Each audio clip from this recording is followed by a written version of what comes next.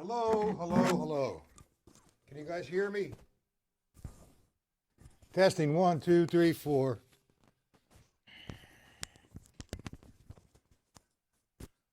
Test, test, test. Hey, Robert.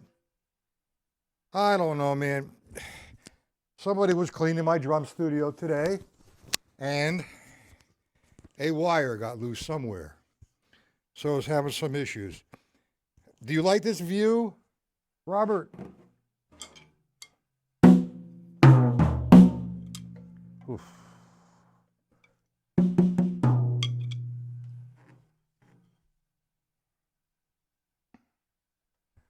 Robert, do you like this view? I'm going to keep streaming for a while, if that's okay.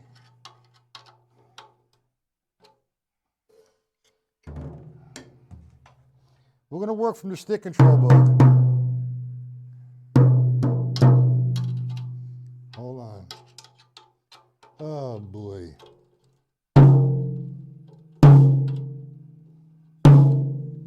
That's going to have to do.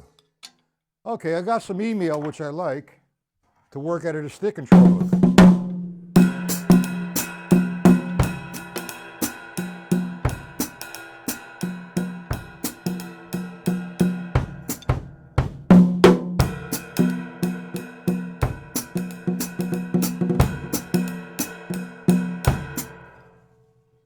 Hello, Dennis.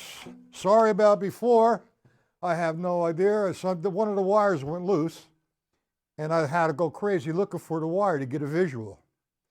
But anyway, we're here. Now, somebody emailed me today, but they didn't tell me their name. They just gave me numbers. And they had requested I go into the stick control book on a few of the pages other than page 5, 6, and 7, and we'll do that.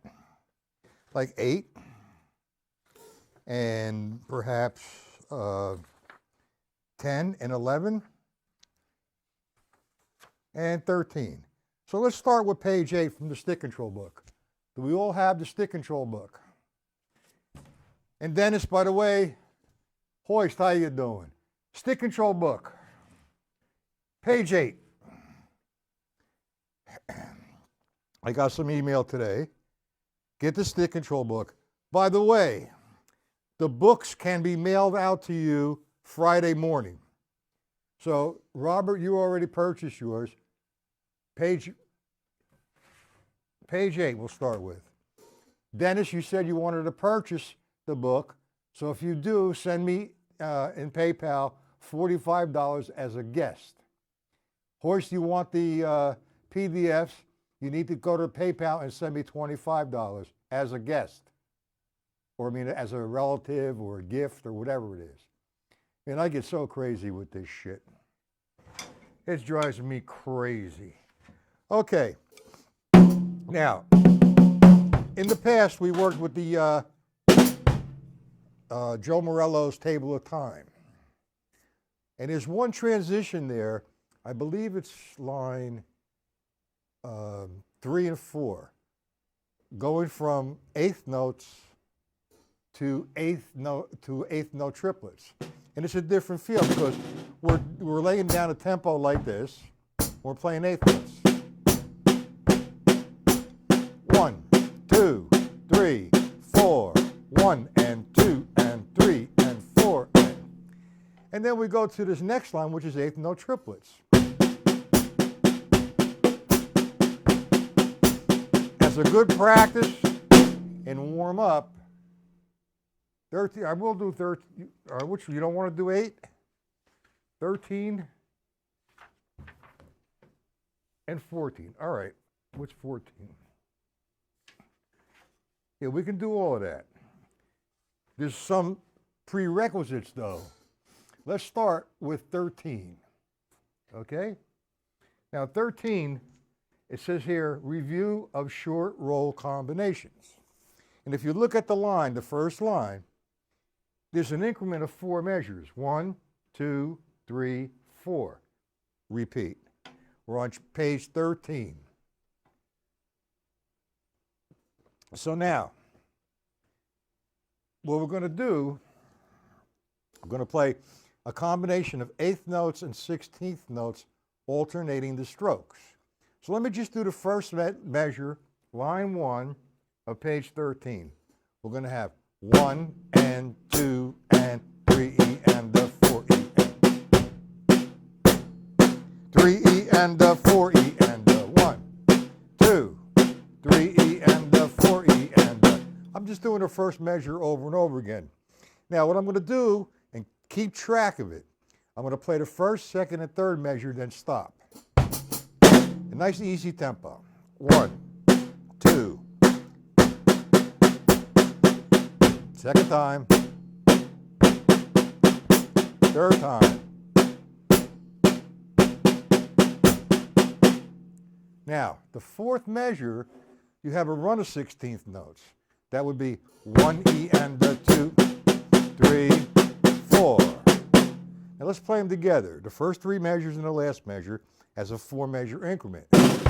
So we have 1, 2, 3, 4.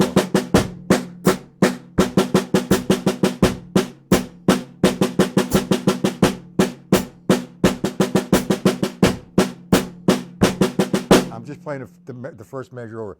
Let me play it up tempo. Let me lighten up here a little bit. Because, man, this is very frustrating. This computer shit drives me friggin' crazy. Hold on. Line 1.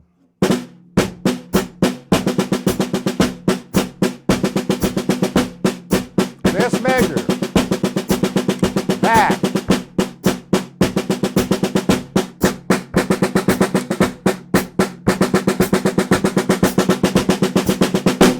At the end, page, which is it? You said, which, page 8? I'm sorry, Robert. There's such a delay with this shit. Page 8. Let's go to page 8. Page 8, line 13. The 8th notes in the triplets. Now, this is supposed to be in cut time, but we're going to play it in straight time. I started the lesson as you need to understand the difference between the 8th note straight up and down, and then making the transition to triplets. So you have 8th note, 1 measure. Don't even look at the book. I'm going to play 1 measure straight 8th notes, then 1 measure of 8th note triplets. 8th note triplets. 8th notes, triplets. So you got to make that transition smooth without a disruption of the tempo. Now, you look at the sticking pattern of line 13. The first 1 and 2 end is no problem. It's just an alternating stroke. Now you get to the 3 and 4, so it would be 3 and 4 and 1, 2, 3, 4. So I'm playing on the count of 3, the triplet. 3 and 4 and. Do you understand that, Robert? 3 and 4 and. So let me play the line.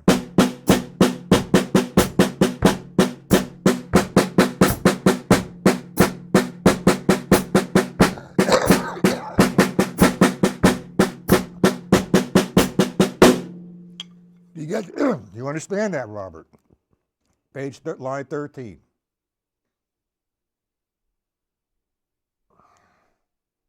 Yes, no? 1. The triplet sticking for that line is right, right, left. And I'm thinking of it instead of cut time, 1E and the 2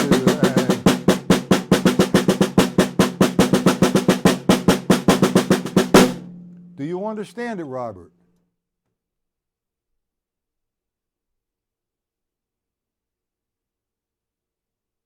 I need some response. Can you do line 13 and then line 24? Okay. Do you understand why are you moving me around like this? Go over it slowly. All right, line 13. I'm going to take the triplet formation first.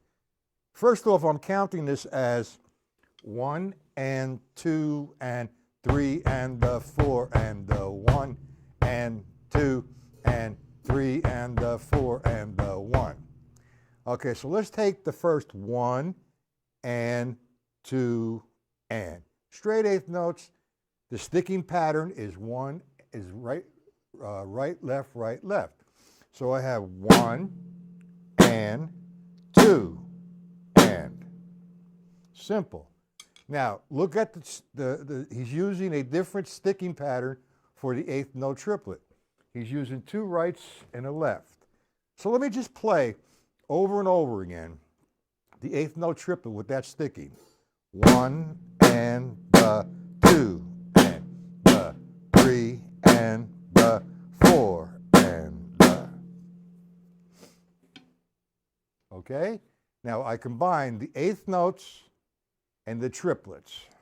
1 and 2 and 3 and 4 and 1 and 2 and 3 and 4 and 1. But notice my sticking heights. They're all the same, the eighth notes and the triplets. It's a different feel when I get into 3 and 4 and because I'm using additional notes. Do you understand that, Robert? That's line 13, nice and slow. 1 and 2 and right, left, right, left, right, right, left, right, right, left, right. 2 and 3 and 4 and 1. 2, 3, 4, 1. Let's get some feedback on that. Do you understand that, Robert? Hoist, do you understand it? And Dennis, do you understand it? You got it.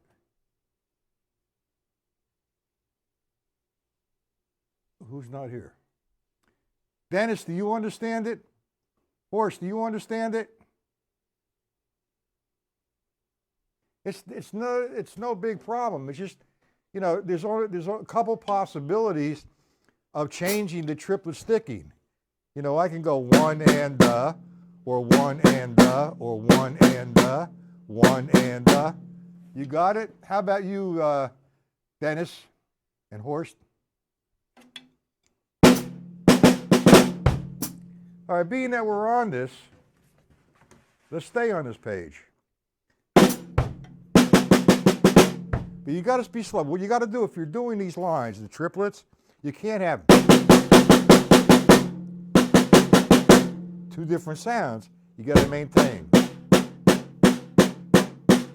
See the sticking heights? If I'm up here. Now remember, stick control book has no accents. Okay? So that's what you're doing here. You're not doing any accents. The 2 rights on the right hand and the left should sound the same. So you have 1 and 2 and 3 and 4 and okay. So now, if you look at the sticking patterns of the eighth notes on page 13, page 8, number 13. It's the first part of that 1 and 2 and is actually the first line cut in half of page 5, line 1. You look at 14, it's line 2 of the measure cut in half. Line 15 is line 3 of page 5, cut in half. Number 16, it's line 4, cut in half. Then the best one here, if you stayed from, say, for example, 13, 14, 15, 16, and 17.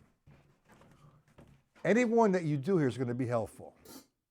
But let me explain. If I did, it's a different feel if you do it from the left side.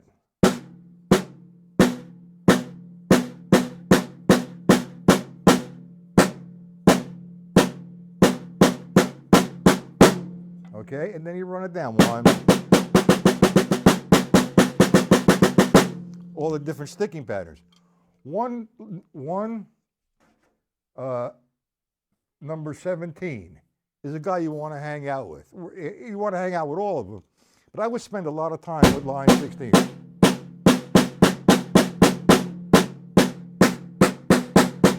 Because it's alternating the triplet, sticking the lead, the left-hand lead. What's important, see, you say you noticed the levels, the sticking heights are all the same. And where that comes from is hours and hours and hours of work on a drum pad. When I first went to see Morello in his studio, you have to envision this. I opened up the door, look in, there's 2 drum pads. Walk into the studio. Behind the drum pads is his drum set that he recorded to Take 5 and he played with Brubeck. Now, when I sit down at the drum pads, he was on my right and I was on the left. And in front of us, there was a mirror. Okay, and on the mirror, it had some lines, like the quarter stroke, the half stroke, and the full stroke. All right? He did that for a while, but then after a while, he took it away because he would have to move things back and forth, back and forth. So, because of he was a big man, and if I was a smaller man, I had to move back a little bit, and I couldn't be next to him. And what he would do with that,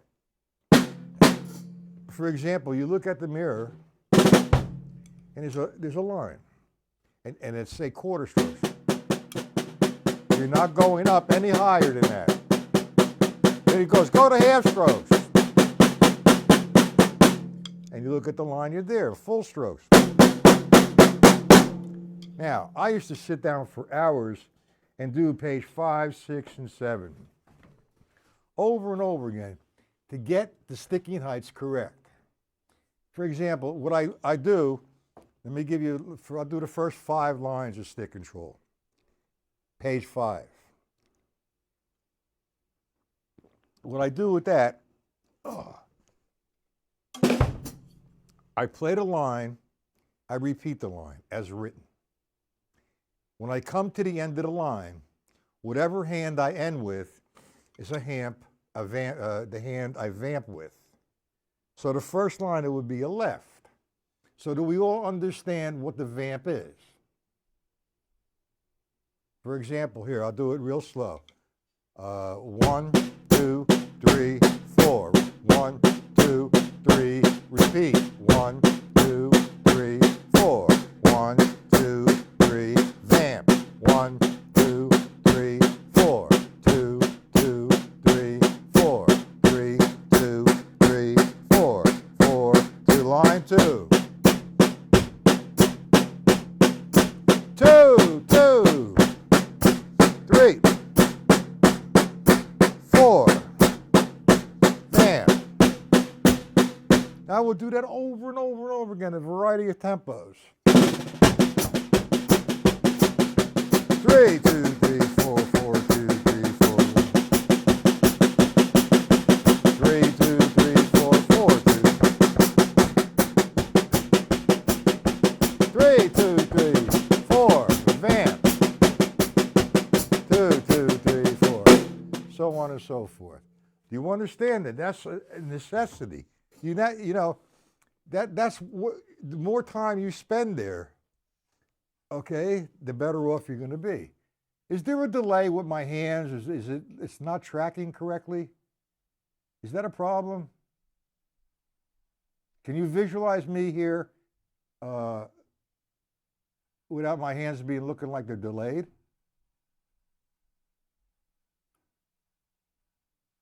But anyway, that's how I approach it.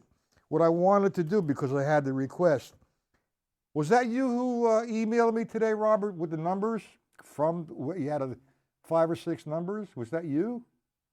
Or was that Jimmy?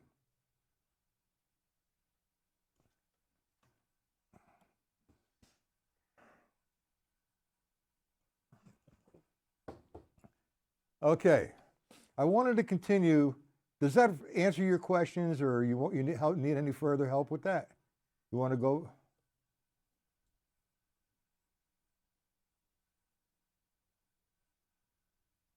Okay, that was you. That's good. All right. So I appreciate the email because that helps me continue with a lesson. And you want to do anything else with that, like 13, 14, or whatever while we're here, or you want me to go on to the vamp? You know, the vamping processes. All right, you got it. Okay.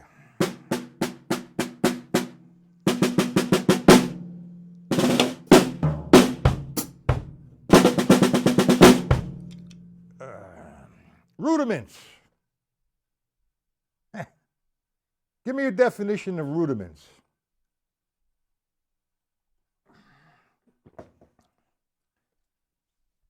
When I was growing up, or when I first started to play, originally there was the 26 basic rudiments. Today it is 40. And I worked hard. I worked diligently to learn them all. It's a language. Well, no, that's not what vamp means. Vamp is a term. All right, let me go to that. The question is, so, vamp means play with one hand. No, that does not what it means. Vamping means you're making a transition, you're playing, and you want to go, you want to exercise. So a vamp, let me give you this definition, or something, I don't know what the word you want to use. Let's say, I'm sure that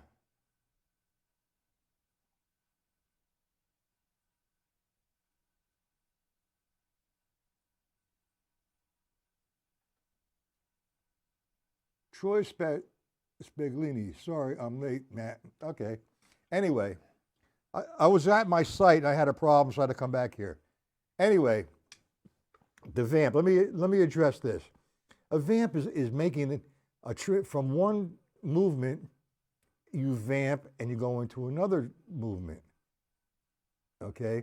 Now, what I'm using the vamp is an 8th note vamp. That's for an exercise for your hands. Let me give you an example. Let's say you're doing a show, and I don't know, say Barbra Streisand. That's everybody knows who Barbra Streisand is. So you're out, and Barbra Streisand, ladies and gentlemen, everybody's clapping, and she starts a song, and she plays the song she sings a song with the band, smoking for about 3-4 minutes, and they stop, and then she says something. Then she says another tune. She sings another tune. Now, between tunes, she wants the music to continue. So she finished the tune, and there's a vamp processing that whatever the band wants to play, it's in the background until she says, okay, she introduces the tune, and the tune starts. So from playing the original tunes that she did, and she's talking to the audience with a vamp, with a band playing a vamp, the band could be lightly playing something like this. Bop, bop, real light. So she's talking. Boom, boom. Now she calls the tune, and suddenly there's a stop. 1, 2, 3, whatever the song is. That's a vamp. It's not that you play with one hand. Now, when we're exercising, I play the stick control book, the line. I play the line, I repeat the line. Whatever hand I end with on that page, okay, is the hand I vamp with. The vamp that I'm using is an 8th note vamp because I'm in an 8th note zone and I'm exercising. I'm not playing any kind of music, so I'm exercising. So we have now, does that help you out there, Dennis? A vamp could be this. I wanted to get into that on page 13, but that's okay. We'll do that another time. Let me address the comment Joe Shield made. There are 26 original rudiments. They are common sticking patterns used in drumming and at the drum set. I have no idea. I'm not Wikipedia. So originally there was 26 basic rudiments. And all the great instructors and all the great drummers of that time put them together as 26 basic rudiments. And there was an association, National Association of Rudimental Drummers, the NARD. But I don't want to go into that, all right? Here's how I feel about rudiments. Rudiments is a language. Most commonplace is field drumming.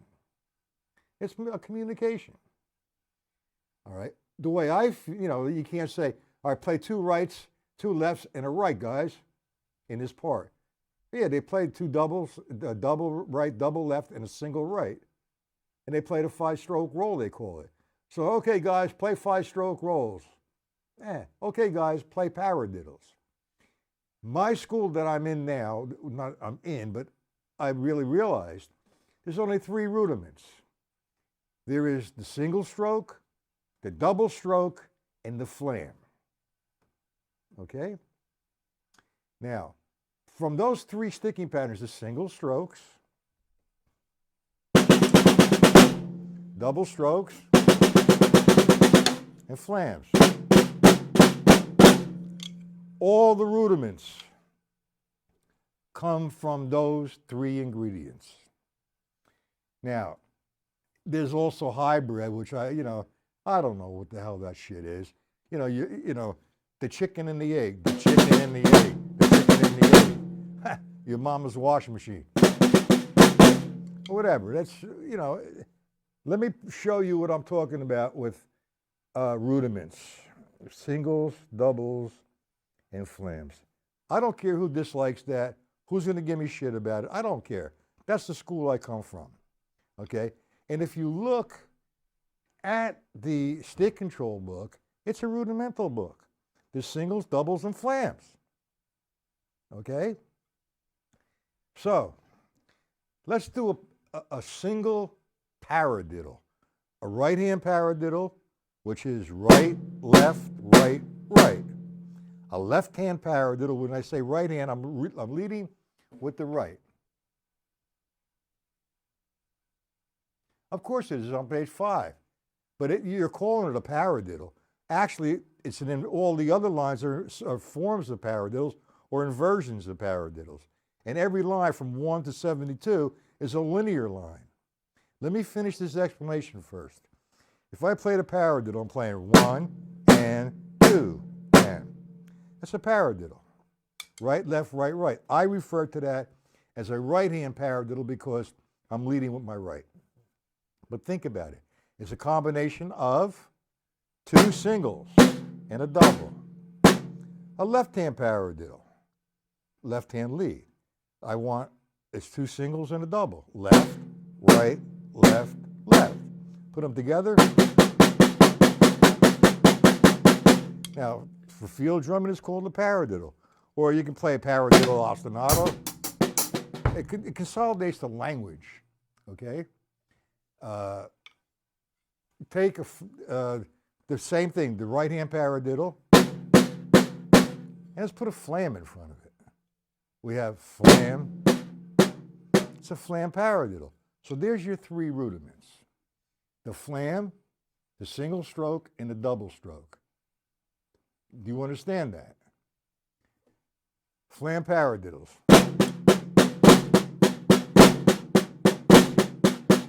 Flam paradiddle. A flam, a single stroke, and a double stroke. Flam, single stroke, double stroke. I mean, if I alternate, it's a different stick, a different elevation with the levels. Let's take a 5-stroke roll. A 5-stroke roll is right, right, left, left, right. Combination of doubles and a single.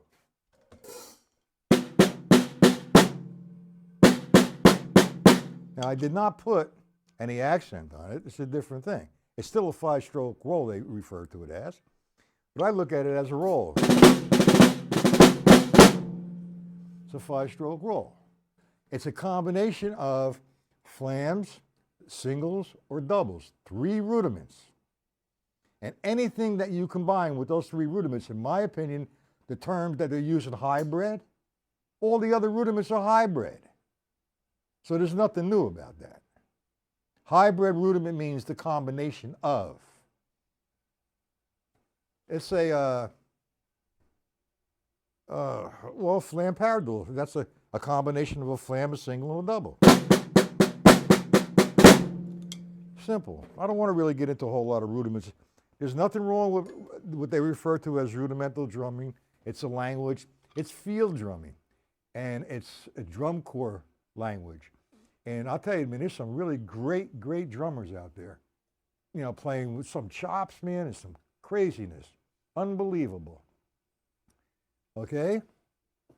That's my opinion on that. I want to show you something.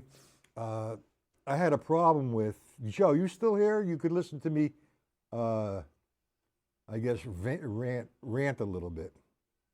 I'm not going to do that. A book that was written in, I think, 1935, 36, or whenever the hell it was written. I don't remember exactly, or 48 rather. George Pratt. Rudimental genius, man. Rudimental star, champion of all the drum corps at his period of time. And he come up with a system. Say what you play. So, there's a combination he came up with, was paradiddle, paradiddle, double paradiddle, double paradiddle, paradiddle, diddle, paradiddle, diddle, I guess I forgot whatever. I'm going to show you. Anyway, I did a video on that. I call it the rudimental tree. And I got a notification from, actually, it was a local drummer who I can't stand. Okay, and it was his, supposedly, you know, he's a big shot, his, I don't know, his agent or whatever, that they demand I take that video down because this particular person created that or invented that. I said, man, this guy's not even 50 years old. He invented this shit. So I said, all right, to avoid any drama, I deleted the video. But I did tell him I'm going to remake it. And I did. I remade it, but this time I had the book. And this is in 1948 or 30. I don't know exactly. That's what I did. And I did the video again, a remake. No response, no drama, nothing. What is this, Joe?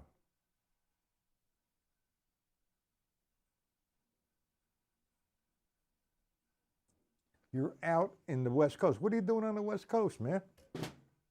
It should be 5 o'clock or 5 minutes to 5 in California. Okay, I play paradiddle, paradiddle, double paradiddle, triple double paradiddle, triple double paradiddle, and back. I'm not going to blow through it real fast, but that's it. I have a video on YouTube you could look at. Understand that, Troy, Dennis, Robert, Joe, and whoever else is here? And I hate that. All these people watching and nobody's in the chat. Again, tomorrow night we'll be at my site, 7 p.m.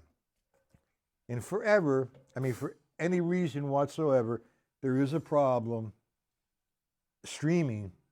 Wait 5-10 minutes and come to YouTube. I will definitely be on YouTube. Now, Thursday evening, there is no lesson scheduled. Now, I have tomorrow afternoon, Wednesday night, and then Thursday afternoon, and then not until Monday. So you understand all of that now, right? Now, how many guys are going to purchase this workbook, workbook number 2? I'm going to refer to it, instead of workbook number 2, as stick control formulas. you're probably going to have 50, 55 different formulas. And I will try to do a rudimental breakdown in here as well. Okay? Now, anybody who wants to purchase the book in the United States, in the U.S., it will cost you $45. The $45 includes the shipping. All right? And it's a big, thick book, man. It's about 180 pages, 190 pages, double-sided. Okay, so anybody who lives across the other side of the ocean, it's just too ridiculously expensive to ship it from where I'm at to where you are. So I offer the PDFs. The PDFs from my computer to you, you can print them out and put them in protector sheets, put them in a binder, and you have a book for $25. So if anybody is going to buy the book, please send to PayPal. Either you're going to purchase the book in the U.S., $45, sent as a gift. The same thing with the PDFs, sent as a gift. So one is $45, the other one is $25. Well, Dennis, you're going to have to send a $45 payment to my PayPal account, put it in there as a gift. Then you could email me your address. I will have it in the mail by either maybe Thursday evening as well or Friday morning. You will have it by Monday. Now, that's book number 2. I'm calling it the Stick Control Book Formulas. And I did mention to Robert, I have on Facebook, Stick Control Formula Room. And I'm going to present it in there. I'm going to present it in all the rooms. Okay, guys, I'm going to have to call it a night. I'm tired. And we will be back tomorrow afternoon on this channel. And in the evening, we will be back 7 p.m. on my channel. Any questions?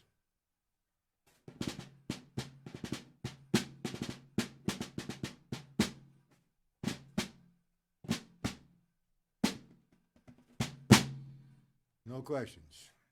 Okay. Going once, going twice.